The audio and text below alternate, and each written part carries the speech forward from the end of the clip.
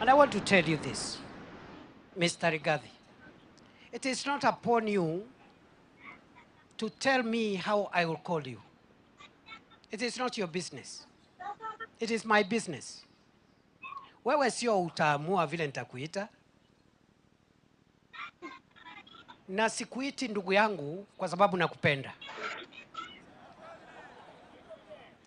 Sikuiti ndugu yangu kwa sababu nakuogopa.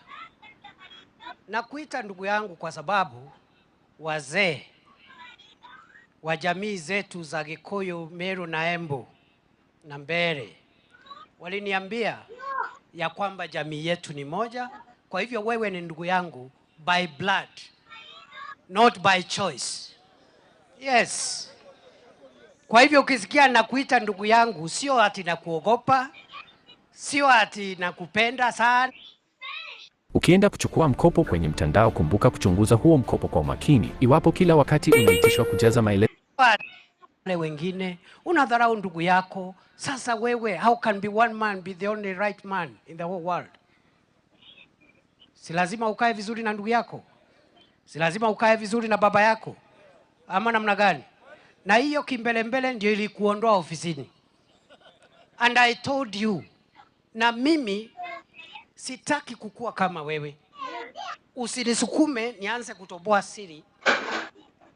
Vile nilijaribu kukusaidia usitoke ofisini, lakini ukakataa kunisikiza. Nimekuja kwako siku mingi nikiwa waziri wa usalama na nikakwambia kaa vizuri na rais, kuwa mwaminifu kwake, ndio kesho hata wewe ukue mdosi, ukue rais wa nchi. Ukanidharau, ukaniambia sijui vile nasema. Saa hii unapiga kelele ukiwa nje. So usinisukume. Nimekwambia wewe, hao watu ambao unazunguka nao ukitafutia viti wakuwe marais.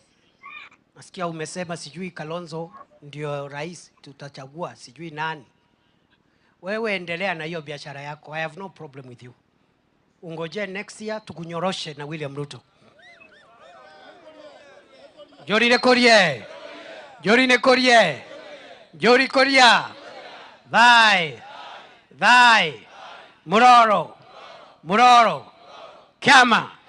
Kiama. Bas. Mimi nilikuwa tu niseme hivyo kwa sababu wewe sio Mungu, ndugu yangu. You are not God. Na wacha kunidharau. Mimi nimekuwa mambo mingi, wewe sijui ulitoka wapi ukapitia hapa, na hiyo shortcut ndio imesababisha hii hasara yote. Kujipiga kifua, maringo, sijui utafanya nini. There is nothing you will do. Na mimi nimepigana vita kubwa. Iko siku Mheshimiwa Uhuru Kenyatta na William Ruto walikuwa na kesi kule Hague. Mzungu alikuwa anataka kuwafunga. Na sikukuona siku hiyo, wewe Rigathi, sikukuona. Ule mzungu alikuwa anatisha sisi hapa. Anaongea kama ule Goliathi kwa Biblia. Ule Ocampo anasema atafunga hao watu. Paka wazee kama Mudhaura, mzee kama Mudhaura anachukuliwa, anawekwa ndege ati aende akafungwe ati Mudhaura amefanya rape. Ukiangalia Mudhaura ni mtu, ni mzee. Mudhaura ni mtu ya kufanya mambo ya rape. Is it possible?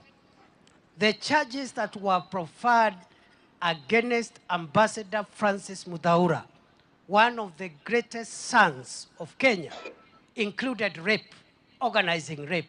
I bet you, those who know Ambassador Mudhaura, he cannot be part and parcel of any meeting to organize how our women can get raped. Lakini mzungu kwa sababu ya madharau akakuja na hiyo kimbelembele, tulimnyorosha, hatukumnyorosha. Uhuru alikuwa rais, hakukuwa. Ruto alipata urais, hakupata. Kwa hivyo wewe Rigathi, you are a very small time politician. Uko kidogo sana kwangu. Ni vile nimekuwa nimekimya. Na umezunguka hapa na vijana wakizunguka gari yako hapo wakisema one term. I dare you to continue with that nonsense. I will deal with you. My brother, I promise you I will deal with you. I cannot allow you to mislead our community.